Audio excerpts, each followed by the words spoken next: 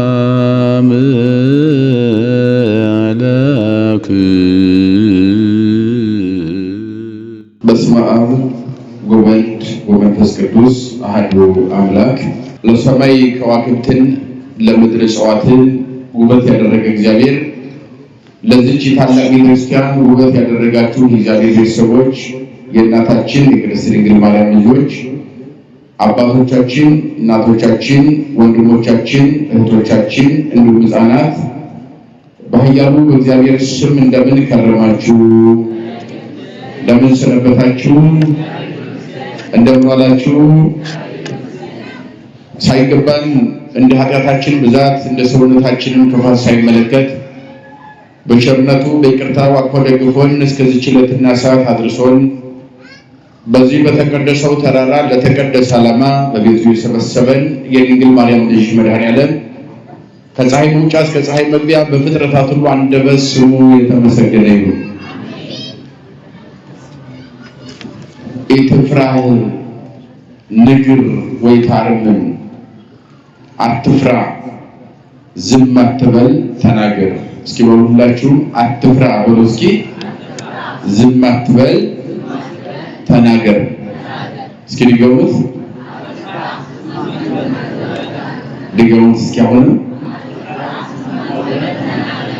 አሁን የአንደኛ ይህን ርዕሱን መያዝ ያስፈልጋል። ለምን አጠቃላይ ሁሉም ትምህርት ብሉይም ሐዲስም ሊተነተን ከዚህ ውጭ ሊሆን አይችልም። በዚሁ ስር ነው የሚንቀሳቀሰው ማለት ነው። ይሄ መያዣ ነው፣ ማሰሪያ ነው ርዕሱ። ሌላው ደግሞ መሀል ላይ መምህር ሲያስተምር ይጠይቃል። እናንተ የምትጠየቁት እንድትጨናነቁ አይደለም፣ የማታውቁትንም እንድትገደዱ አይደለም እንድትናገሩ። ዋናው መሰረታዊ ነገሩ ወንጌል በሚሰበክበት ጊዜ ጉባኤ ሲዘረጋ የሚመናን ልብ መበተንና ሌላ ቦታ መሄድ ስለሌለበት ለመቆጣጠር ነው። ከቃሉ ጋር ናችሁ? ምን ለማለት ነው? አልፎ አልፎ የምንጠይቃችሁ ለማጨናነቅ ሳይሆን ምን ለማለት ነው? ልባችን እንዲሰበሰብ ማለት ነው። ምክንያቱም እዚህ ተቀምጦ ሄደው ወጥ የሚሰሩ እናቶች እህቶች ይኖራሉ፣ ቤት ማለት ነው አይደል? ጸሎት እየጸለይ ቅዳሴ እያስቀደስ ጭልጥ ብሎ አሜሪካ ቪዛ መጥቶለት የሚገባ ሰው አለ አይደል? እንደዚህ አይነት ነገር ስላለ ሱቅ የሚሸጥ ሰውም ይኖራል ማለት ነው። ስለዚህ ልባችን ላይበተን አይታችሁ ከሆነ ቅዳሴ ሲቀደስ በተደጋጋሚ ዲያቆን የሚያውጀው አንድ አዋጅ አለ። አንድ ጊዜ እኮ ማወጅ ይቻላል፣ ግን በተደጋጋሚ ቅዳሴ ላይ ዲያቆን የሚያውጀው አዋጅ ምን ይባላል? ተንሥኡ ለጸሎት አይደል? አንድ ጊዜ ብሎ ማቆም ይቻላል አይደል? አያው ነዋ፣ ምንም የሚቀየር ነገር የለውም። ትርጓሜውም አንድ ነው፣ ሐሳቡም አንድ ነው፣ ዜማውም አንድ ነው። ግን ለምን መሰላችሁ? በየጊዜው ተንሥኡ ለጸሎት የሚለው ያን ጊዜኛ ምን እንላለን? አዎ ይቅር በለን አቤቱ ይቅር በለን እያልን እንከተላለን አይደል? ለምን ቤታችን እንዲያድር ነው ዓላማው እንጂ አሁን እዚህ ላይ ቅዳሴ ላይ መቼም የበረታ ሰው አይቀመጥም አይደል? ደግሞ የታመመ የደከመው እናቶች አባቶች የደከማቸው የታመሙ ካሉ ቁጭ ብሎ ማስቀደስ ይቻላል፣ ችግር የለውም። ዘደክመ ነቢሮ ወዘጸና ቀዊሞ ነው መጽሐፍ የሚለው። የደከመ ተቀምጦ የበረታ ምን ሆኖ ያስቀድሳል፣ ይማራል፣ በቃ ይጸልያል ማለት ነው። የግድ የደከማቸው እናቶች አባቶች ካሉ ያልቻሉ መቆም ቁጭ ማለት ይችላሉ። ይሄ እግዚአብሔር የሚያስጨንቅ ሕግ አልሰራም።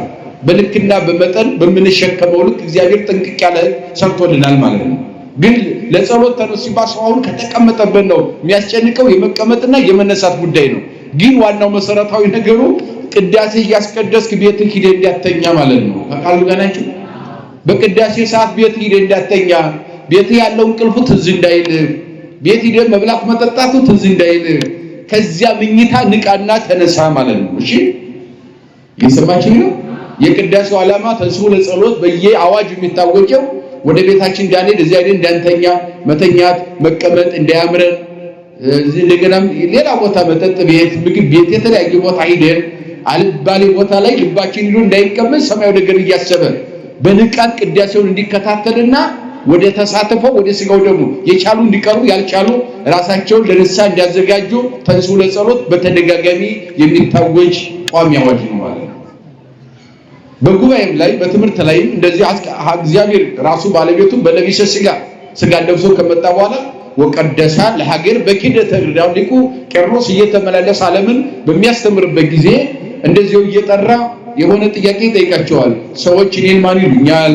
እናንተስ ማን ትሉኛላችሁ? ሰው ማን እንደሚለው እሱ ያውቃል። ራሱ ነገር ያስፈልገው አያውቅም እንዴ? በነይሉ ወሰው ለወልደ ጓለሚያው በሀገረ ቂሳሪያ በዚህ ፊልጶስ የተወለደበት ቂሳሪያ ሀገር ፍልስጤም ማለት ነው። አሁን ፍልስጤም ቂሳሪያ ይባላል በመጽሐፍ ቅዱስ።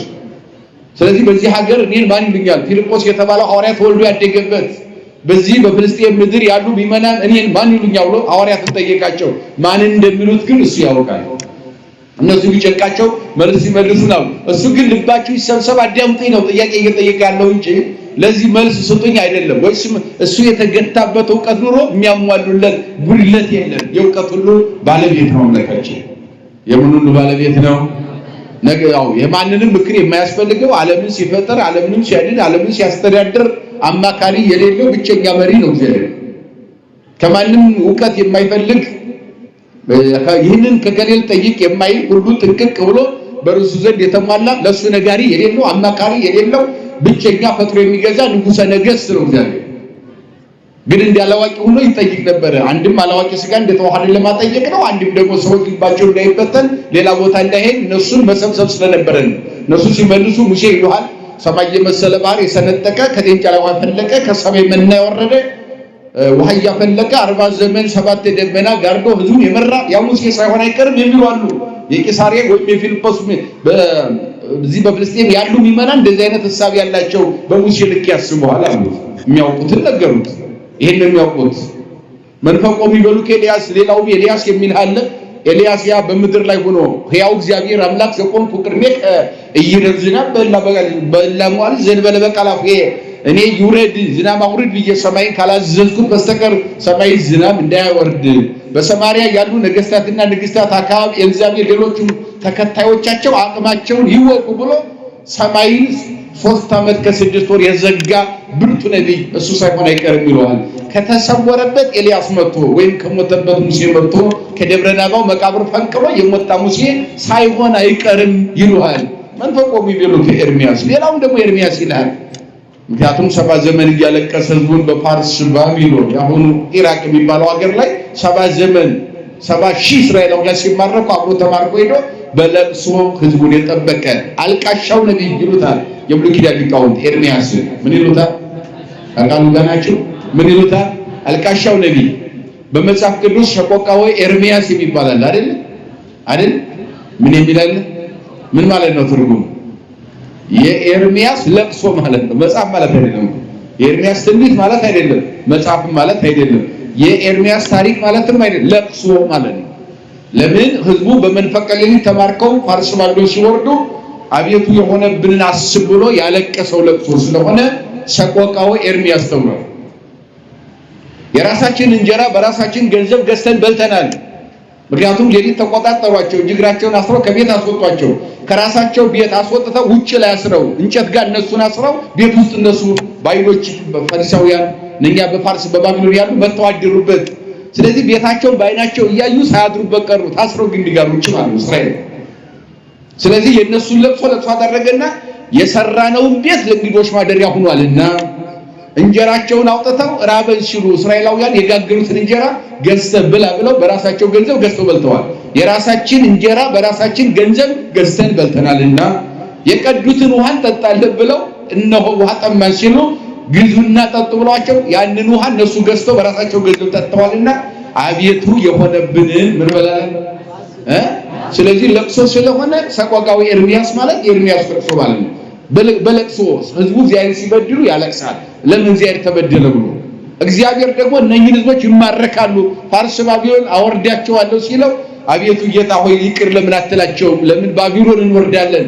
በዚያ ታቦት የለም፣ በዚያ መስዋዕት የለም የሚያርግ መስዋዕት፣ በዚያም ደግሞ የሚያርግ የዕጣን መዓዛ የለም፣ ነዋየ ቅድሳት የለም፣ ባዕድ አገር ነው፣ ለምን እንወርዳለን ብሎ አልቅሷልና ማለት ነው። ያ ብርቱ ነቢይ እያለቀሰ ህዝቡን 70 ዘመን ሙሉ አብሮ ተሰዶ ጠብቆ ህዝቡን የመለሰ ኤርሚያስ። ሌሎችም መጥምቁ ዮሐንስ የሚሉ አሉ ብለው መልስ ሰጡ ነበር። ስለዚህ መምህር ሲያስተምር እንደ ክርስቶስ ይጠይቃል። ደግሞም ተማሪዎች መልስ ይሰጣሉ። ለምን ልባችን እንዳይበተን ነው። ከቃሉ ጋር ናቸው። ልባችን ቤት እንዳይሄድ ቤት እንዳይሄድ ማለት ነው። ኢትፍራ ንግር ወይ ታርምም፣ አትፍራ አስተምር ዝም አትበል፣ ወይም ተናገር ምን አትበል ዝም አትበል ይላል በሐዋርያት ሥራ ምዕራፍ 18 ቁጥር 9 ላይ የምናገኘው ይላል።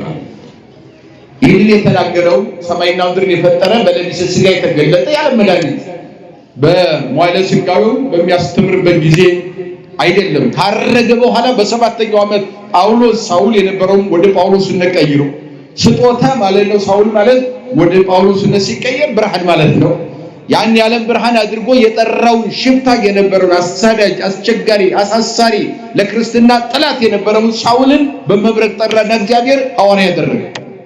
የሚያሳድደውን ተሰዳጅ አደረገው። አሳዳጅ አያችሁ ጊዜ ይገርመኛል። መጽሐፍ ቅዱስ ስታነቡ በጣም በሚደንቅ ሁኔታ አሚፀኛን ሰው ወደ ንስሐ ለመመለስ አያችሁ፣ አሳዳጁን ወደ ሐዋርያነት ለመቀየር እግዚአብሔር ሰባኪ ያስፈልገው። በፈለገው ስነ ፍጥረት የፈለገውን አሚፀኛ ሰብሮ እግዚአብሔር ልቡን ሰብሮ አቅልጦ ወደ መልካምነት ማንጣት ይችላል። አይችልም? እግዚአብሔር የሌሊት ሰባኪ ያስፈልግም። አሚፀኛን ለማንጣት እግዚአብሔር ከፈለገ አያስፈልገውም። ሰባኪ በፈለገው መንገድ መስበክ ይችላል። በብሉይ ኪዳን ታሪክ ጠንቋይ የነበረውን አሚፀኛ ሰው 600 ሺህ እስራኤላውያንን በምድረ በዳ ረግሜ አጠፋለሁ ብሎ ለርግማ ሲሄድ የነበረ በለዓም የተባለው ሰው በአህያ ሰብኮ ነብይ አድርጓል። እግዚአብሔር ጠንቋዩ ወደ ነብይነት በአህያ ቀይሯል። እግዚአብሔር በዚህ በኦሪት ዘኍልቍ ምዕራፍ 24 ላይ ስታነቡ ቁጥር 18 ጀምሮ እስከ መጨረሻ ያለው ስታን ከ22 ጀምሮ ያለው ምዕራፉን ስታነቡ እሱን ታሪክ እንተረክ 600 ሺህ እስራኤላውያን ባህር ሰማይ የመሰለ ባህር ሰንጥቀው እየመጡ ነው።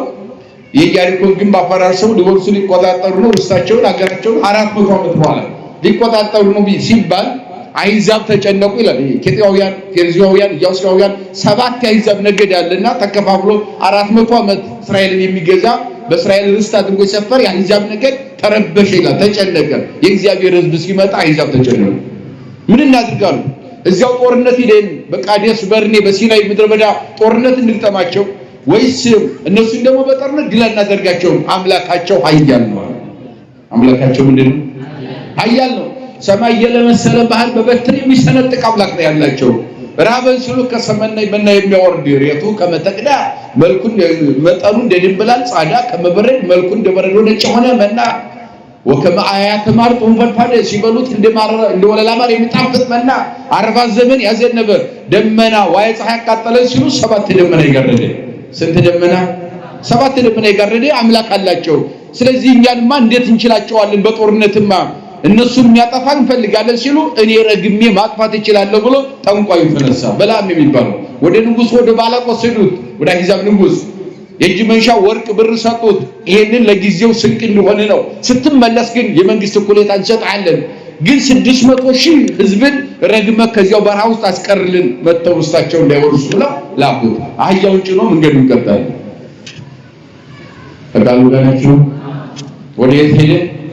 መንገዱን ቀጠለ ወደ ምድረ በዳ ሲናይ ምድረ በዳ ሄደ። ሲናይ ሲን ይሉታል አረቦቹ፣ ሲናይ ይሉታል ዕብራውያኑ። ያ ማለት ሲን የሚባል እንጨት የተቆጣጠረው በረሃ ማለት ነው። ሲና የምንለው በእኛ በተለምዶ ደብረ ሲና ነው የምንለው። ሲና በረሃ ያው እስራኤልና መካከለኛው ምስራቅ በአብዛኛው ያገናኛል። በተለይ እስራኤልና ግብጽ የሚገናኙበት በዕብራይስጥ ቋንቋ ቃዴስ በርኔ ይባላል። ቃዴስ በርኔ ደግሞ ወደ ግዕዝ ስንተረጉመው ሀባልቦ እጾማይ ነው። በዳዊት ቋንቋ ስንተረጉመው ወደ አማርኛ ስናመጣው የውሃ ምንጭና የለመለመ ቅጠል የማይታይበት የተቃጠለ በረሃ ማለት ነው ሲተረጉም። ስለዚህ በዚያ እየተጓዙ ስለነበረ ረግመህ አጥፋ ተባለ። አህያውን ጭኖ ወርቅና ብሩን ተቀብሎ እጅ መንሻውን ለጊዜ የሚሆነው ሄደ ቀጠለ። መንገድ ላይ ሲሄድ ግን የእግዚአብሔር መልአክ አህያዋ ፊት ቆሞ ታያት ይላል። እግዚአብሔር ሲልቅ ከአህያ ያሳንሳል ሰው ነው። አያችሁ፣ አሁን ለሱ ነበር መገለጥ የነበረበት። መልአኩ ናቀውና ምክንያቱም መግደል ማዳን የሚችል ማን ብቻ ነው? እገላለሁ አድናለሁ ማለት እኮ በእግዚአብሔር ቦታ ራሱ ማስቀመጥ ነው። የዲያብሎስ ክህደት ማለት ነው። እኔ ፈጣሪ ነኝ እንዳለው ማለት ነው። እግዚአብሔር ይቀትል ወይ ኃዩ ያስር ወይ ያከብር ነው። እግዚአብሔር ያከብራል ያዋርዳል፣ እግዚአብሔር ይገላል ያድናል። ሐና የተናገረችው በመጽሐፈ ሳሙኤል ቀዳማዊ ምዕራፍ 2 ላይ የምታገኙት ቁጥር 3 ነው። ስለዚህ እኔ ህዝቡን በሙሉ አጥፍቼ እመጣለሁ ብሎ አህያ ጭኖ ሲሄድ አደንገጾ መልአከ እግዚአብሔር በማይከለ ፍኖት እስከ ነበበ ትዕቢቱ በልሳነ ሰብ ይላል ኦሪት። ነው የእግዚአብሔር መልአክ ፊቱ ቆመ፣ እሱ ግን አይታየውም። ለአህያዋ ተገለጠላት። መልአኩ አህያውን አየች፣ አህያዋ መልአኩን አየችው።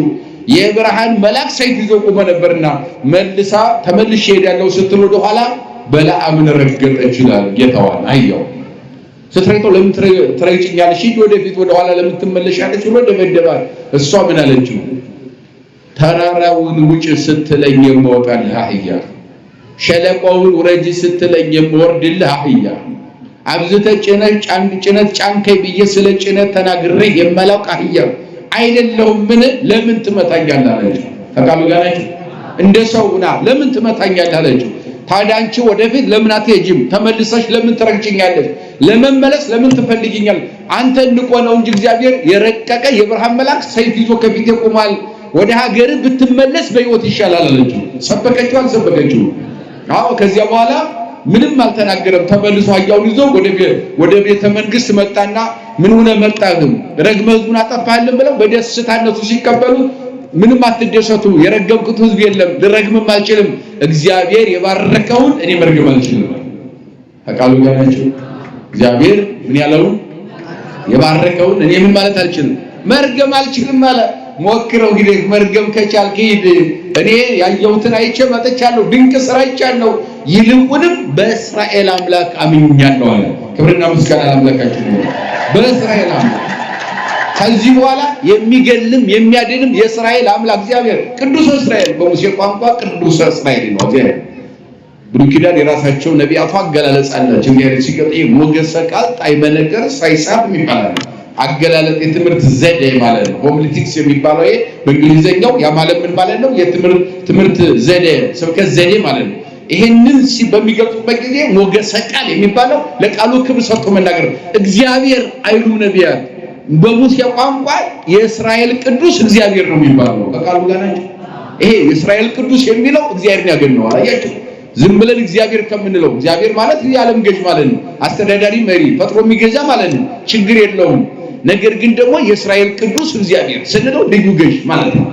ህዝቡን የሚመራ ለህዝቡ የታመነ የተናገረውን የማያስቀር የማያደርገውን የማይናገር ለቃሉ የታመነ ልዩ የህዝብ መሪ አስተዳዳሪ፣ ፍትህ የማያዛባ የተዛባ ፍትህ የሌለው በምንም አድሎ ወገን የሌለበት ለሁሉ እኩል የሚፈርድ ፈራጅ የሚል ትርጓሜ ይሰጡታል በዕብራውያን ትንታኔ ማለት ነው። በሂብሩ ቋንቋ ግን መሰረታዊ ነገሩ እንደዚህ አይነት አምላክ አላቸው እነሱ።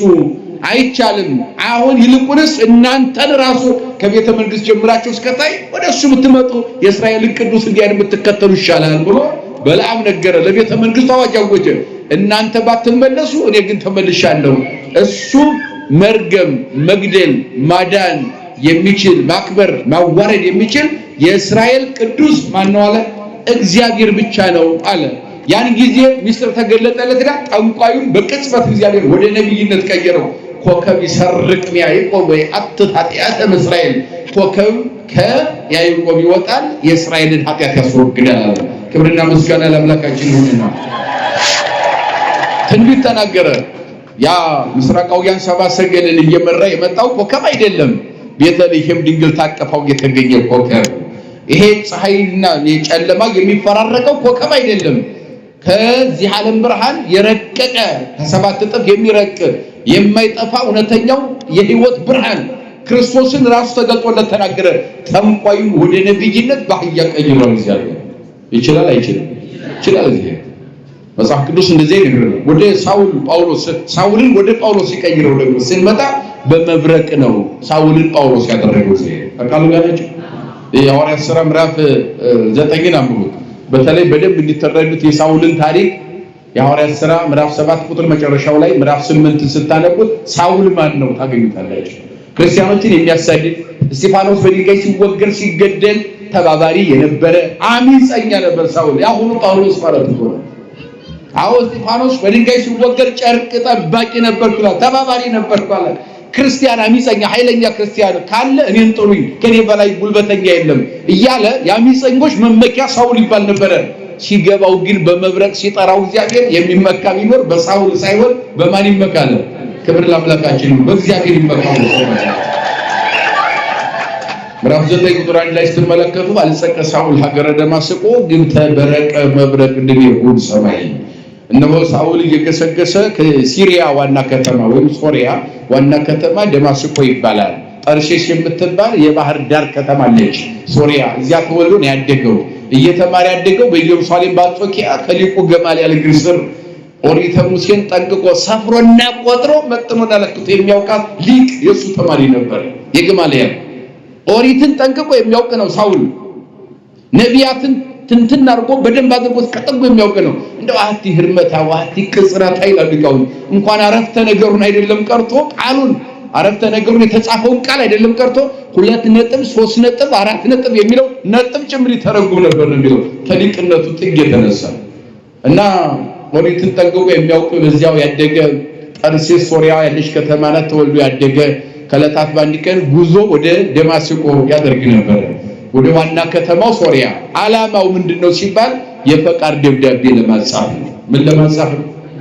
አዎ ያ የፈቃድ ደብዳቤ መልካም ደብዳቤ አይደለም፣ መጥፎ ደብዳቤ፣ እጅግ ክፉ ደብዳቤ፣ አስጨናቂ ደብዳቤ ነው።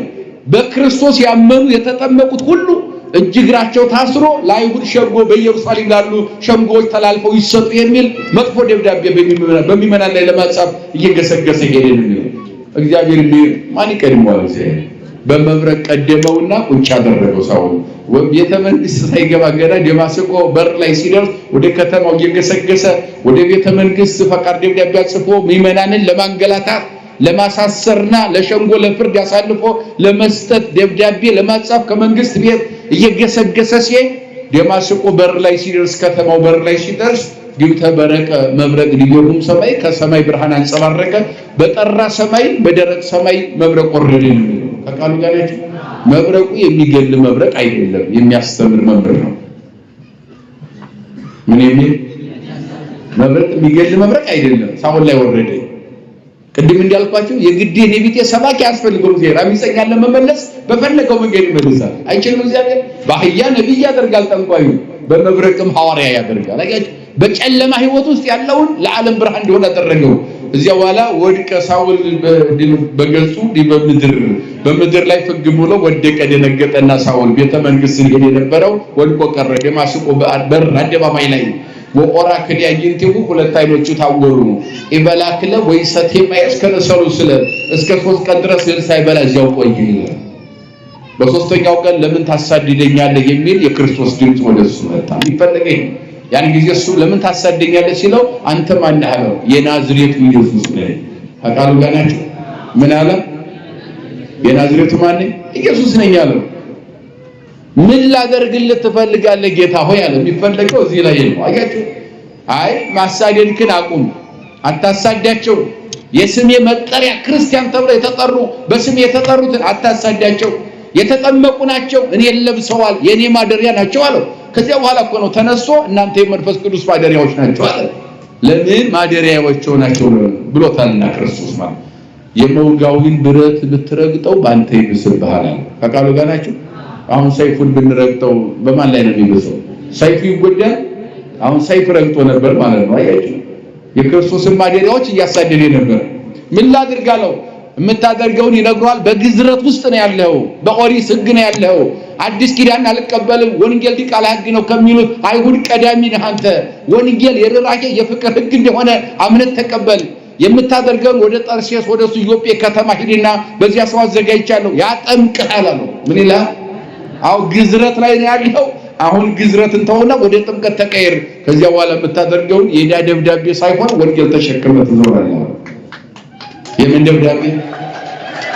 የዕዳ ደብዳቤ፣ የመከራ ደብዳቤ በሚመናን ላይ የምትሸከም አይደለም። ከዚህ በኋላ ንዋየ ህሩ ይረሰይኩ ከመትጹር ስምዬ በውስጥ አይዛብ ከመትስብክ ድጓው ከመትጹር ስምዬ ይላል። ከመትስብክ ወንጌሌ በዓለም ተሸክመህ ትዞራለህ እንጂ የዕዳ ደብዳቤ አታጽፍም። ደጅ የምትጠናው ቤተ መንግስት የለም፣ እኔ ነኝ ቤተ መንግስት። ከዛሬ ጀምሮ ማላልፈውን ንጉሠ ነገሥት፣ የዓለም ገዥ፣ መሪ፣ አስተዳዳሪ የኔን ቃል ብቻ ትሰብካለህ፣ እኔም ብቻ ትሰማለህ አለና መረጠው ባጭሩ ማለት ነው። ተመለሰ። ከዚህ በኋላ ለምን መዞር መስፈር ጀመረ? ወንጌል ተሸክሙ።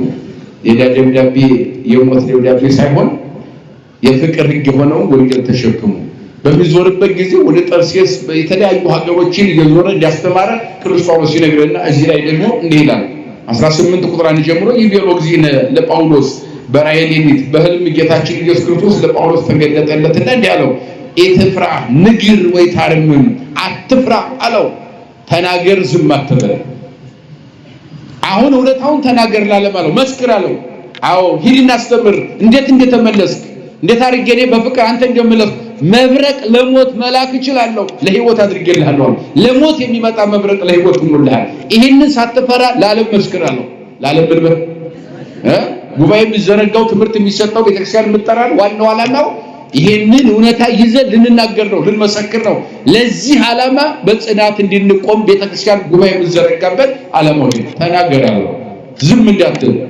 እስማሐለሁ አነ ምስሌከ እኔ ካንተ ጋር አለሁ የሚያስፈራ ምንም ነገር የለም ዋልቦ ዘያህመመከ እስመ ብዙ ብዬ ወስተዛቲ ሀገር በዚህ አንጾኪያ በኢየሩሳሌም አካባቢ በጣም ብዙ ህዝብ አለኝ ሀገር በዚህ ሀገር በጣም ብዙ ህዝብ አለ እኔን የሚከተሉ አለ ስታሳድዳቸው የነበሩ ያላገኘሃቸውም አሉ አሁን ግን ከዚህ በኋላ ለነሱ ምን ሆናቸው አለ ደጀን ሆናቸው ንገራቸው ስበካቸው ከኔ ጋር የተነጋገርነው ይሄንን ውለታ ሳትደብቅ ስበካቸው እንጂ አታንገላታቸው አለ ወለወላ ወንጌል ተሸክሞ በዓለም መዞር ጀመረ ወነበረ ጳውሎስ ዓመተ 6 አውርሃ ወይም ዓመተ 6 አውርሃ 6 ወር በዚያ አንድ ዓመት ከ6 ወር ጳውሎስ ወንጌል እየሰበከ ነው በዚያው ያሳድዳቸው የነበሩ ምን አለ መሰላችሁ ሐናንያ የሚባል ነው አጥማቂው ያጥምቅ የተባለው እና ጳውሎስን ሊያጠምቀው ወደ ኢዮጴ ከተማ ሲሄድ ጌታችን እንዳይደነግጥ ሐናንያ ምክንያቱም ጳውሎስ የሚታወቀው በአሳዳጅነት ነው የሚታወቀው ከቃሉ ጋር ናቸው ከዚያ ጌታችን በራእይ ለዚያኛው ለአጥማቂው ለሐናንያ ተገለጠለትና አንድ ሳውል የሚባል የጠርሴስ ሰው አለ በአንጾኪያ ነው ያለው እስካሁን ቤተክርስቲያን ያውክ ነበር ማለትም ይመናን ያሳግር ነበር አሁን ግን ወደ አንተ እንዲመጣ ልኬዋለሁና ታጠምቀዋለህ ብሎ ጌታችን ለዚያ ሲገለጥልን ከጌታ ጋር ሲነጋገር ያ ምን አለ መሰላችሁ ይሄ ሳውል የሚባለው ነው የምትለይ ጌታ ሆይ አዎ እሱ እኮ ሊገለይ ካልሆነ በስተቀር ሊጠመቅ አይመጣም ከቃሉ ጋር ናችሁ ምን አለ ምዕራፍ 10 ላይ ስታነቡ የሐዋርያት ሥራ እሱ እኮ ሊገለኝ ይመጣ ካልሆነ በስተቀር ሊጠመቅ አይመጣም አሚፀኛ እኮ ነው ጌታ ሆይ ያለው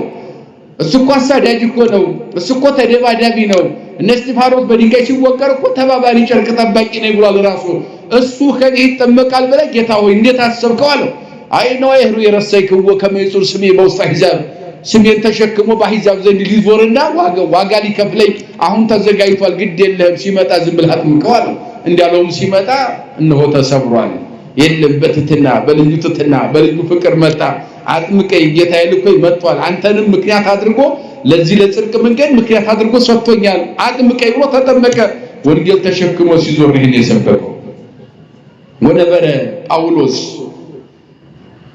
ዓመተ 6 አውርሃ ዓመት ከ6 ወር እያስተማረ በዚያው ቆየ እንዘይም የሮም ቃል እግዚአብሔር በቆሮንቶስ ወረደና አስተምር ነበር ቆሮንቶስ ያሁን ግሪክ አቴንስ ነው በመጽሐፍ ቅዱስ ቆሮንቶስ የምንለው ግሪክ ነው በዚያ ውስጥ ያሉ ቢመናንን ማስተማር ጀመረ ይባላል ወንጌል መስበክ ምን ይሰብክ ነበር ወተባጽሁም አይሁድ ለጳውሎስ ሀበ ጋሊዮስ መልአክ አኬያ ወአምጽኡ ሀበ አውድ ከዚያ በኋላ አይሁድ በመቀኝነት ተነሱበትና ትናንት ከኛ ጋር አልነበረ ክርስትና ይጥፋ የሚል ቀዳሚ ሰው አልነበረ የዳደብዳቤ ደማስቆ ገብቶ ያጻፈ ያሳድድ ያሳስር የነበር አልነበረ ከመቼ ወዲህ ነው ይህን ሃይማኖት ሰባኪ የሆነው ብለው ተከራከሩት ይላል ቆሮንቶስ ያሉ እነኚህ ፈላስፋዎቹ ማለት ነው አሪዮስፋጎስ የሚባል አደባባይ ያላቸው መካነ ፈላስፋ ማለት ነው አሪዮስፋጎስ ማለት በዚህ ምዕራፍ 17 ላይ በደንብ ታገኙታላችሁ እዚሁ እና በዚያ የተሰበሰቡ ፈላስፋዎች ተከራከሩት ጳውሎስን እንደውም እናንተ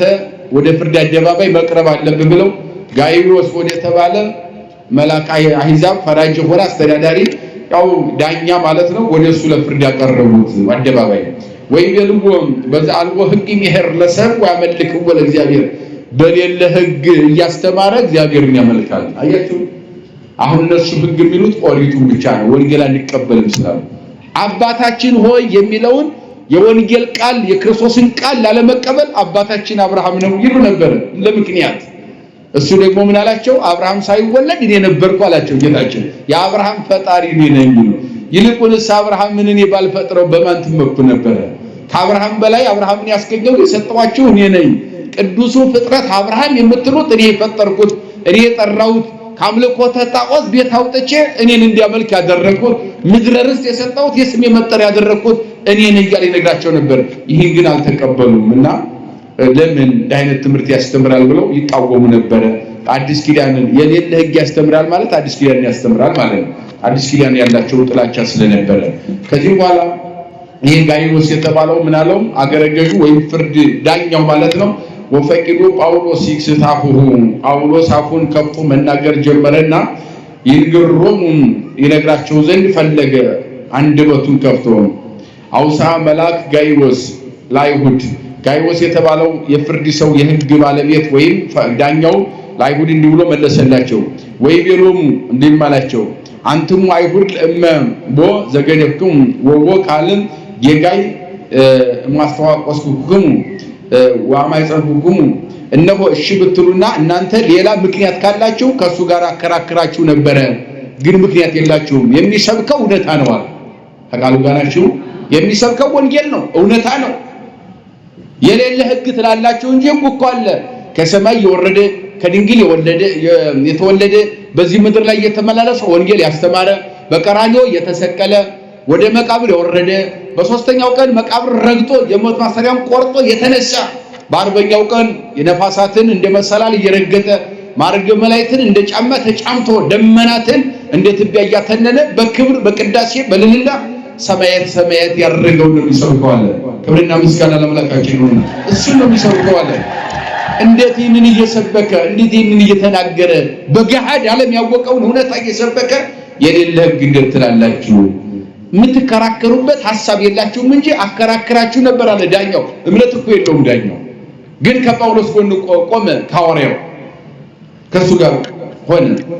እመሰተት ካሉ በእንተ ቃል ስለ ቃል የምትለያዩ ከሆነ በእንተ ሕግክሙ በእንተ አስማተሰብ ለልክሙ አይኑሩ አንሰ ይፈቅድ እስማ ለዘከመዝን ነገር። እንግዲህ እናንተ ስለ ሰው የምትከራከሩ ከሆነ እንደዚህ ነገር አልሰማም። እሱ አምላክ ሰው ሆኖ ዓለምን አዳነ ብሎ እየሰበከ እናንተ ስለ ቄሳር የምታወሩ ከሆነ አላከራከርም ማለት ተቃሉ ጋር ናቸው። እነሱ ቄሳርን ነው የቄሳርን ሐውልት ነው የሚያመልኩት። አይዛብ ስለሆኑ አረማውያን ስለሆኑ ያገኙትን ይበላሉ፣ ይመሻል፣ ይነጋል።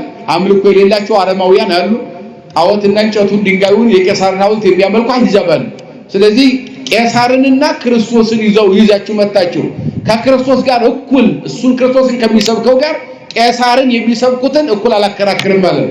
ቄሳር ሰው ነው፣ መቃብር ስር ውሏል፣ ወደ ትቢያ ተቀይሯል፣ ስም አጠራሩ የለም። እሱ የሚሰብከው ግን መቃብር የተነሳው ነው አለ። ክብር ለአምላካችን ይሁንና ሰውና እግዚአብሔርን እኩል አላከራክርም የሚያምኑትን አለ። ወሐዝቦ ሁሉም አረማውያን ጳውሎስን ያዙ። ቅድም እንዳልኳቸው አይሁድ ማለት በብሉይ ኪዳን ብቻ የሚያምኑ አዲስ ኪዳን የማይቀበሉ ናቸው። አሕዛብ የምንላቸው እንጨቱን ድንጋዩን ሐውልት የሚያመልኩ ናቸው። እግዚአብሔርን የማያመልኩ በፍጡር የሚያመልኩ። አረማውያን የሚባሉት ደግሞ ምንም የማያመልኩ ይበላሉ፣ ይጠጣሉ፣ ይመሻል፣ ይነጋል፣ ሲሞቱ ይሞታሉ፣ እንስሳዊ ባህሪ የሚኖሩ ማለት ናቸው። እነኛ አረማውያን ጳውሎስን ተከራከሩት። ለሶንቴስም መጋቢ ምኩራብ ሶንቴስ የሚባል የኮይ ምኩራቡ ኃላፊ ነበረ። ወዘበጥዎ በአውድ ወያህዝኖ ለጋሊዮስ እሱንም ደበደቡት። ነገር ግን ጋሊዮስ ዳኛውን አላሳዘነው ወይም እንትን ይበጥያው ስለሱ ምንም ያሰበው ነገር የለም። ወነበረ ጳውሎስ አዲህ ዳጠሙ አይለ ትንሽ ቀን ጳውሎስ በዚያ ቆየ። ከጓደኞቹ ጋር አብሮ በዚያ ከነሱ ጋር እያስተማረ ቆየ። ከመይሁር ሶሪያ ከዚያ በኋላ ወደ ሶሪያ ወደ ተወለደበት ቦታ ሄደ። ሀለው ሙስሊሙ ጵርስቅላ ወአቂላ ጵርስቅላና አቂላ የሚባሉ አብረው ሰዎች ነበሩ ይላል። አቂላ ባልየው ነው፣ ጵርስቅላ ሚስቱ ናት። ወተላጤ ርሶ ራሱን ተላጨ በውስተ ክንክራኦስ እስመ ብጻት ጎ ራሴን ላጫለ የሚል ስለት ነበረውና ራሱን ተላጭቶ በዚያ ወንጌል እያስተማረ ቆየ። ከዚህ በኋላ ወደ ኤፌሶን ጉዞ አደረገ። አሁን አንጾኪያ ቅድም ያለው አንጾኪያ ኢየሩሳሌም ነው። አሁን በቱርክና በኢየሩሳሌም መካከል ያለች ቦታ ናት። ከዚያ በመቄዶንያ ብሎ አለፈና ወደ ኤፌሶን ሄደ። መቄዶንያ የምንለው በአሁኑ መልክዓ ምድር ፓኪስታን፣ አፍጋኒስታን የሚባሉት አካባቢዎች ናቸው። አልፎ ወደ ኤፌሶን ሄደ ስንል ኤፌሶን ማለት የአሁኑ ቱርክ ኢስታንቡል ነው ማለት። ወደ ቱርክ ኢስታንቡል ጉዞውን አደረገ። ወደ ኤፌሶን ነው የሚለው። ወውቱሰ ቦአ ምኩራብ ወተዋቀሶም ለአይሁድ ወደ ኤፌሶን ቱርክ ወረደና በአይሁድ ምኩራብ ገብቶ እነሱ ጋር ተከራከረ። ስለ ትምህርት ነው የሚከራከረው። ይወርዳል ይወለዳል ብላችሁ የነቢያትን ትንቢት ተቀብላችኋል፣ ወረደ ተወለደ የሚለውን ግን አልተቀበላችሁም ነው ክርክሩ። እነኛ ገና ወደፊት አዲስ ሌላ መሲህ ይመጣል፣ ድንግል ከኛ ትወለዳለች፣ መሲሁም ከኛ ይወለዳል፣ የተዘጋ በር ለዚያኛው መሲህ ይከፈታል፣ መጣ ያላችሁትን አንቀበልም ነው። ክርስቶስን አልተቀበሉም። ቀመረ ነቢያትን ቀምሮ ሲነግራቸው ግን ክርስቶስ አልፏቸዋል ማለት ነው። ስለዚህ እናንተ ክርስቶስ አልፏቸዋል፣ ተጎድታቸዋል። እስካሁን ድረስ የተጎዳችሁት ይበቃል። አሁን ግን እናንተ መኑና ልጆቻችሁ የልጅ ልጆቻችሁ የጽድቅ መንገድ ሊከተሉ ይገባል። ቅዱስ ጳውሎስ በምኩራብ ከአይሁድ ጋር ተከራከረ። ዋስተብቁዎ ይንበር ብዙሃን ዋኢለ ወይ ፈቀደ። እነሱም እንደዚህ አይነት መምህር ያስፈልገናል፣ በእኛ ከተማ በዚሁ በኤፌሶን ከኛ ጋር በምኩራብ እንድትኖር እንፈልጋለን አሉ ብዙዎቹ። እንደዚህ ካስተማርከን ትንቢተ ነቢያቱን ያ ፍጻሜ አግኝቶ አዲስ ኪዳን ከሆነ በደንብ የምታስረዳን ከሆነ ብዙ ጊዜ በእኛ ኑር፣ ወደ ሌላ ቦታ አትሂድ አሉት። እሱ ግን አልፈቀደም። በሌላ ቦታ የሚማሩ ተማሪዎች አሉት፣ መሄድ ፈለገ። ለምን? እዚህ ላይ ትምህርቱ ስላልገባቸው ነው። የብሉይ ኪዳኑ ፍጻሜ አዲስ ኪዳን እንደሆነ አልተረዱትም ነበር። እሱ ሲተነትን ቅዱስ ጳውሎስን ለየት የሚያደርገው እውነቱን ለመናገር በሁሉም ሐዋርያ ለየት ይላል። በወንጌል አንደኛ 14 መልእክት የጻፈ 14 ሀገር በጽሁፍ የሰበከ ብቸኛ ሐዋርያ ነው። ሲሰብክ ደግሞ እንደ መልክዓ ምድሩ፣ እንደ አየር ጠባዩ፣ እንደ ሰው የኑሮ ዘይቤ የእውቀት ደረጃ የሰበከ ሐዋርያ ነው። ማነው እሱ? የሚገርም ነው እኮ እነ ጴጥሮስ፣ እነ እንድርያስ፣ ያዕቆብ፣ ዮሐንስ 12 ሐዋርያት፣ 70 አርድእት፣ 36 እናቶቻችን የክርስትና መሰረት 120 ቤተሰብ እነኚህ ሁሉ ክርስቶስ በሕይወት እያለ የመሰረታቸው እነኚህ የጠራቸው ያዘጋጃቸው ያስተማራቸው ወንጌልን ያስታጠቃቸው በሕይወት እያለ ነው። ሙቶ ከተነሳ በኋላ እነኚህኑ እያጸና እያስተማረ 40 ቀን ቆይቷል እስከሚያርግ ድረስ ማለት ነው። ከዚያ ጸጋ መንፈስ ቅዱስ በ10 ቀን ተልኮላቸው ወንጌል መስበክ ጀምረዋል። በዚህ መንገድ ውስጥ ጳውሎስ ወይም ሳውል አልነበረም። የሚገርም የለም ሐዋርያ ሲጠሩ የለም፣ 70 አርድእት ሲጠሩ የለም፣ 36 እናቶች ሲጠሩ የለም። ክርስቶስ ካረገ በኋላ በሰባተኛው ዓመት የተጠራ ነው። ዘግይቶ የተጠራ ቀድሞ ዓለምን የሰበከ ሐዋርያ ይሉታል። ያዲስ ኪዳን እስኪ በሉ ዘግይቶ በሉ እስኪ ከሁሉም ዘግይቶ በሉ የተጠራ ሐዋርያ ከሁሉም ቀድሞ ዓለምን የሰበከ ሐዋርያ። አያችሁ፣ ሁሉም ሐዋርያ ሲጠሩ የለም። ክርስቶስ በአካል በዚህ ምድር ላይ አብሯቸው ቁጭ ሲል፣ ማዕድ ሲበላ፣ ውሃ ሲጠጣ፣ አብሯቸው እግራቸውን ሲያጥብ፣ አብሯቸው ከዋለበት ሲውሉ ካደረበት ሲያድሩ፣ ደረጃ በደረጃ ሥርዓትን ወንጌልን ሲያስተምራቸው፣ መዓልተ ይሜህር በምኩራብ ቀን ቀን በምኩራብ በከተማ እያስተማረ ክርስቶስ ሲውል ቀኑ ያልተለዩ፣ ወሌሊተ ይበይት ውስተ ደብረ ዘይት ዘስሙ ኤሌዎን፣ ማታ ማታ ወደ ደብረ ዘይት ተራራ ወጥቶ ኤሌዎን በሚባል ዋሻ እያደረ በሚያስተምርበት ጊዜ እንደዚያ ሲማሩ የነበሩ ከነኛ መካከል ሳውል የለም። ክርስቶስ ሙቶ ከተነሳ ካረገ በኋላ በሰባተኛው ዓመት መጨረሻ 8ኛው ዓመት መጀመሪያ ላይ በመብረቅ የተጠራ ሐዋርያ ነው። ሐዋርያ ነው።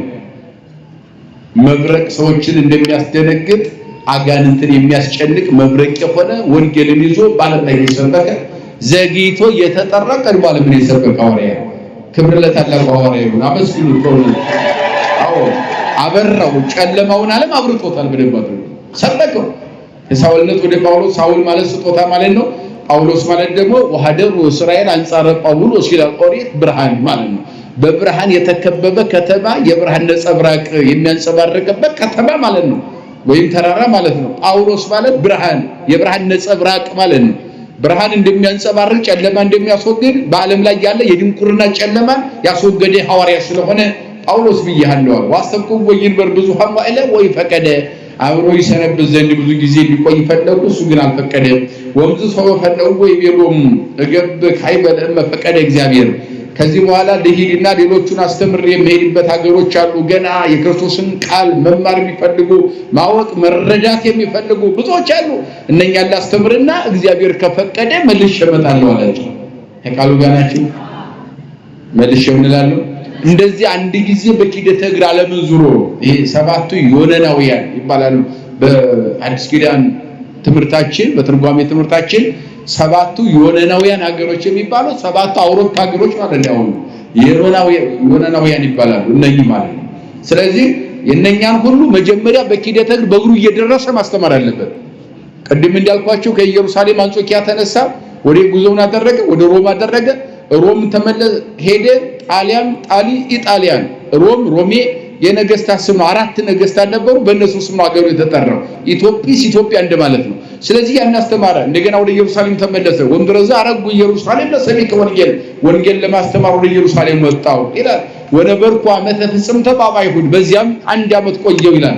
ከዚያ በእኛ አለፈና ወደ ሶሪያ፣ ከሶሪያ እንደገና መቄዶንያ፣ ከመቄዶንያ ወደ ኤፌሶን፣ ከኤፌሶን ወደ አቴና ወይም አቴንስ ግሪክ ወደዚያ መጣ። እዚህ ላይ ነው እየተከራከረ ያለው።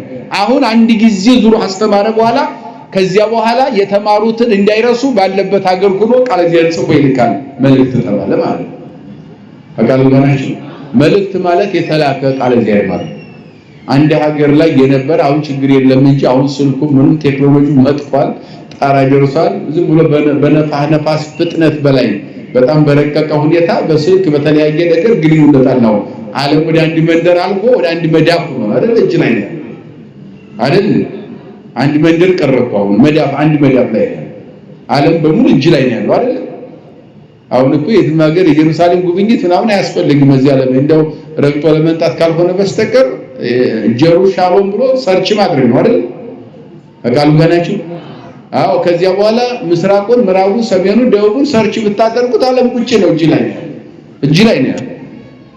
አሁን ትልቁ ችግር የኛ ትውልድ አላወቅም። በአብዛኛው ትውልድ በከንቱ ነገር አይኑን ያጠፋል፣ በከንቱ ነገር ጊዜውን ይገላል፣ በከንቱ ነገር አይምሮን ያደነዝዛል። በመሰዳደብ፣ በመጠላላት፣ በመዳራት ምናምን ነገር ነው እንደዚያ ነው ጊዜያችንን የምናሳልፈው እንጂ ቁጭ ብለን ለትምህርት የሚውል ነገር በደንብ ልብ ያለው ሰው ካለ በዚህ ዘመን እውነቱን ለመናገር የተፈጠረ ትውልድ የታደለ ነው። እውነት አይደለም? አቃሉ ጋናችሁ እውነት አሰብ እንዴ በፊት እኮ ቅኔ ለመማር የታለ መሰል ስንት አለ መሰላችሁ በእግር የሚገኘው ጫማ በሌለበት ማለት ነው። እሺ እየወጋ ድንጋይ እየቆረጠ ስንት ቅኔ ለመማር ዛሬ ቤት ቁጭ ብሎ ማለት ዛሬ አሜሪካ ያሉት ልባም የሆኑ ልጆች እኮ አቋቋም እዚያው አሜሪካ ላይ ተምረው እዚያው ማህሌት ይቆማሉ። አማርኛ አይችሉም፣ ሌላ ቋንቋ አይችሉም፣ እንግሊዘኛ ነው ግን አቋቋሙን በግዙ በደንብ አድርገው አቋቋም ይቆማሉ። ሰው ነው ወጣናቱ ተቃሉ ጋናችሁ አዎ አያችሁ ይሄ ጸጋ እኮ ነው፣ ስጦታ ነው። እውነቱን ለመናገር የትኛው ምድር ላይ ተቀምጠን የትኛው ትምህርት መማር ይቻላል፣ ማወቅ ይቻላል። ዛሬ ዓለም በሙሉ መዳፋችን ላይ ነው ያለችውና አንድ መንደርን እንተውና አንድ ከተማ ምናምን የሚለውን ተውትና መዳፍ ላይ ነው ያለው ዓለም ማለት ነው። ያን ጊዜ ግን አባቶቻችን የከፈሉት ዋጋ በእግሩ ዓለምን እንደዚህ እየዞረ ቅዱስ ጳውሎስ ካስተማረ በኋላ ከዚያ በኋላ መልሶ ያን ሁሉ ሀገር ማድረስ አይችልም። ለመጀመሪያ ጊዜ ሄደ አይዛብ ጋር፣ አረማውያን ጋር፣ አይሁዶች ጋር ተከራከረ። ወደ ክርስትና መጣ፣ ክርስቶስን አስተዋወቀ። ዓለም ክርስቶስ ተቀበለ። ከግዝረት ወደ ጥምቀት፣ ከአረማዊነት ከአይዛብነት እንጨት ድንጋይ ከማምለክ ወደ ክርስቶስ አምልኮ መጡ።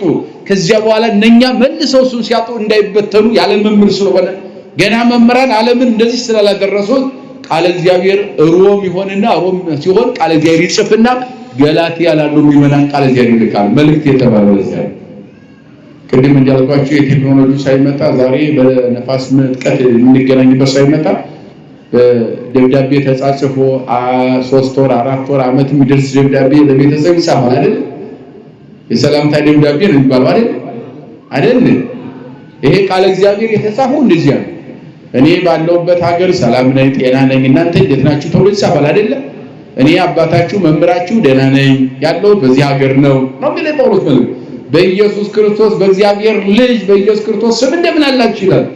በእስያ ያላችሁ፣ በኤፌሶን ያላችሁ፣ በቆጵሮቅያ በእስያ ያላችሁ፣ በኤፌሶን በቆላሲንሱስ ያላችሁ ምዕመናን በኢየሱስ ክርስቶስ ስም እንደምን አላችሁ ነው ይጽፍላችሁ። አያችሁ ይጽፍላችኋል። ያንን ምክንያቱም እስከምመጣ ድረስ ይላል። መጨረሻ ደግሞ ሁሉንም ስታነቡት በዚህ የተጽናናችሁ ጠብቁኝ ነው የሚለው። ምን በሉ? አዎ እንዳይበተኑበት፣ ጣዖት እንዳያመልኩ፣ ተስፋ እንዳይቆርጡ ይልክላቸዋልና መልእክት ይባላል። 14 ነው። እግዚአብሔር ቢፈቅድ መልሼ እመጣለሁ ማለት ከቻልኩ ማለቱ ነው። ብዙ ሀገር አለብኝ፣ ብዙ ዞራለሁ፣ ብዙ ታክታለሁ፣ ለወንጌል ደክማለሁ፣ ረፍት የለኝም ማለት ሁሉንም ማድረስ አልችልም። ግን በእናንተ ብዙ ብቆይ ስለለመናችሁ ደስ ብሎኛል። ብቆይ ደስ ይለኝ ነበረ፣ ግን አልቆይም። ደጅ የሚጠኑ መማር የሚፈልጉ ከህይወት መንገድ ከወንጌል ውጭ ሆኑ ክርስቶስን ያልተቀበሉ በሞት ውስጥ ያሉ በመጥላ በድንቁርና በቀቢጸ ተስፋ ያሉ ምእመናን አሉ። እግዚአብሔር ከፈቀደ መልሼ መጥቻ ያያችኋለሁ አላቸው። ከዚያ ቀጠለና ወደ ኢየሩሳሌም ጉዞ አደረገ። ፈቀደ ከመ እንደው እግዚአብሔር ወባይቱ ይዘስ ፈቅዳል። አሁንስ እንደው እግዚአብሔር ቢፈቅድልኝ አለ ከመ እግበር በዓለ ዘይመጽ በኢየሩሳሌም እንደው ቀጣዩን የፋሲካ በዓል በኢየሩሳሌም ባከብር ደስ ይለኛል። አቃሉ ጋናችሁ እስኪ በሉ አሁንስ በሉ እስኪ እግዚአብሔር ከፈቀደልኝ ቀጣዩን የፋሲካ በዓል በኢየሩሳሌም ባከብር ደስ ይለኛል። ማን ያለው? ቅዱስ ጳውሎስ። እየባከነ ነው ለወንጌል ረፍት የለውም። ስንቱን ሀገር ያድርሰው፣ ስንቱን ምእመናን ያጽናና። በዚህ መካከል ስራት አለ፣ ግርፋት አለ፣ በቀር አለበት። ሙሉ የሐዋርያትን ስራ ስታነቡት በደንብ ይገባቸዋል። ክርስቲያን የሐዋርያት ስራ በደንብ ማንበብ ክርስቲያን የክርስትና ልክን ያውቀዋል። ሰባኪውም የሰባኪነት ልክን የሚያውቀው እዚያ ላይ ነው። አለበለዚያ እንዴት ይሆናል? ሰባኪነት ቀላል እንዳልሆነ አሁን እንዳለነው እንደኛ በተመቻቸ ሁኔታ አይደለም። ወንበር ተለጥፎላቸው አይደለም፣ ሾህ ወጋቸው ነው። እስር ቤት ተቀምጠው ነው የሰበኩት አባቶቻችን። ባህር ላይ መርከብ ተሰብሮባቸው ውሃው ሲገባ ሲወጣው እና እሱ ቃል እግዚአብሔር ይጽፍ ነበር ቅዱስ ጳውሎስ። ሌሎቹ መርከቡ ተሰበረ፣ ባህሩ ውሃ ገባብን ልንሰጥም ነው ሲጨነቁ 3 ቀን ሳይበላ እሱ ግን ፈጣሪውን እየለመነ መርከብ ላይ ተቀምጦ ቃል እግዚአብሔር ይጽፍ ነበር። የሚያስጨንቀው ቃል እግዚአብሔር ጽፎ ለማስተማር እንጂ የመርከብ መሰበር ጉዳዩ አይደለም። ውሃም ውስጥ ገባ ጉድጓድም ገባ ሞት አይቀርምና አካል ጋር ምን አይቀርም? አዎ። ስለዚህ ለእግዚአብሔር ሆኖ እንደው እግዚአብሔር ከፈቀደልኝስ በሚቀጥለው ዓመት ኢየሩሳሌም በፋሲካን በዓል ባከብር ወዳለሁ ደስ ይለኝ ነበር አለ። ምኞት ነው አያችሁ። አዎ እግዚአብሔር ቢፈቅድ ቀጣይ ቁልቢ ገብርኤል፣ ቀጣይ ኢየሩሳሌም፣ ቀጣይ ግሸን ማርያም፣ ቀጣይ ላሊበላ እንደምንለው ማለት ነው በዚያ ባከብር ደስ ይለኛል አላያችሁ። ግን የወንጌል ጉዳይ ነው፣ ጊዜ አይሰጥም።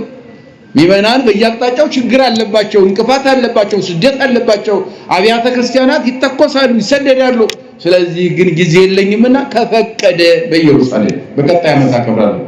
ወነገደ በባህር እዚያ በኋላ በባህር ወረደ ቂሳሪያ፣ ወደ ቂሳሪያ ወደ ኢየሩሳሌም ጉዞ አደረገ። በባህር ዋርገ ቤተክርስቲያን ወደ ምእመናን ወጣ። ቤተክርስቲያን የሚላቸው ምእመናን ነው። ወታምሆም ወሆር አንጾኪያ ሰላምታ ቀረበላቸውና ወደ ሶሪያ ጉዞ አደረገ። አንጾኪያ ሶሪያ ወነበረ ዳጠም ዋይለ ትንሽ ቀን ተቀመጠ። ወጣ ወሆረ ወሐለፈ በበንስቲር በየጥቂቱ እያለ በቀን ጉዞውን ቀጠለ። በብሔረ ፍርግኒያ ወገላትያ በእነኚህ ሀገሮች ዋጽኖም ለኩሎም አርዲት እላሃለው ህዬ ላይላ አሚን በዚህ ነው ኢየሱስ ክርስቶስ ወደዚያ ሄደና በዚህ በፍርግኒያ ያሉት በገላትያ ያሉ ምእመናን በተለያየ ችግር መከራው ስለነበሩ በእምነታቸው ይሰደዱ ይጠሉም ስለነበረ ብዙ መከራ ስላለባቸው እነኛን እያስተማረ ትንሽ በዚያ ቆየ።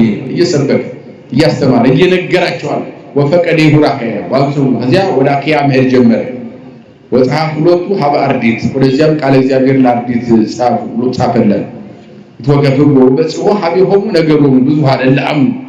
በጸጋ እግዚአብሔር በእግዚአብሔር ስጦታ በማዳን ስራው ያመኑትን እነኛን ደግሞ በዚያው እንዲጸኑ ለነሱ ቃል እግዚአብሔር ጽፈው እንዲሰጡ ታደረገና ሌሎቹንም ጢሞቴዎስን፣ አጵሎስን፣ አቂላስ የሚባሉ ጵርስቅላ የምትባለው ሚስቱ እንደገናም ደግሞ ሲላስ የሚባለው ሐሰብ አርዲት እነኚህን ሁሉ ይዞ ጉዞ አደረገ።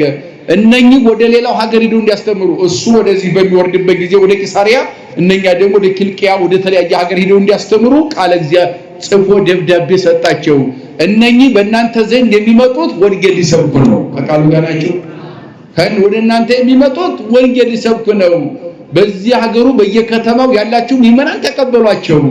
እኔን እንደምትወድኝ ውደዷቸው። የኔን ቃል እንድትሰማችሁ እነሱን ስሟቸው።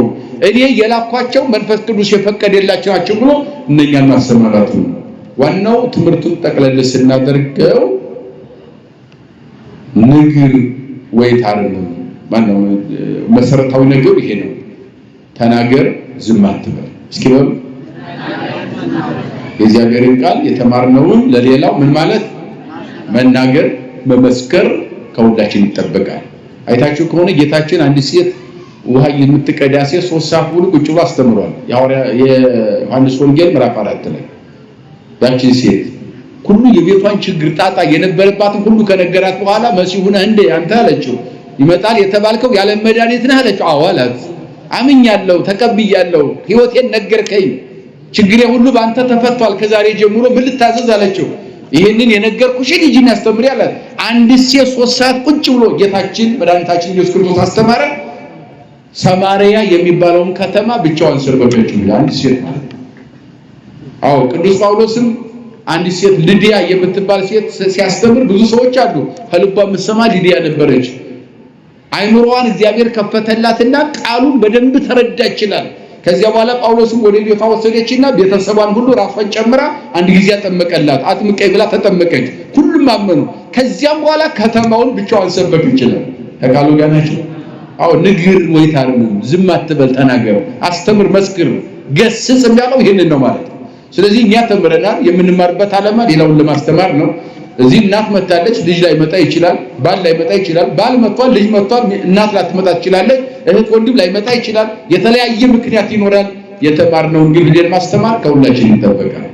እግዚአብሔር የተማርነውን በልቦናችን ያሳድርብን የእናታችን አማላጅነት የቅዱሳን ጸሎት አይለየን እግዚአብሔር አምላካችን ንስሐ ገብተን ሥጋው ደሙን ተቀብለን መንግስቱን እንወርስ የአምላካችን ቅዱስ ፈቃዱ ይሁን